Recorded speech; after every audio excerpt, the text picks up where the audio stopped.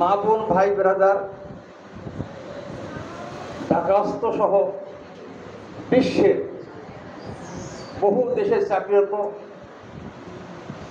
অবস্থা আছেন।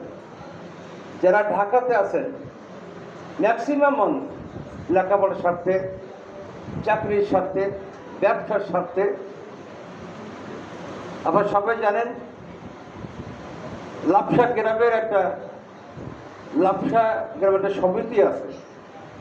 সেই সমিতি কিন্তু আমাদের লাপসা গ্রামের মানুষ সকলে একত্রিত হয়ে প্রতি মাসে একবার করে আমার এই লাপসা গ্রামের মানুষ ভাই বোন সকলে বসে যেমন লাপসা গ্রামের উন্নয়নের কথা চিন্তা করে, তেমনি করে বিভিন্ন প্রতিষ্ঠানে চাকরি করে, সচিবালয়ে চাকরি করে, বিভিন্ন গুরুত্বপূর্ণ চাকরি করে।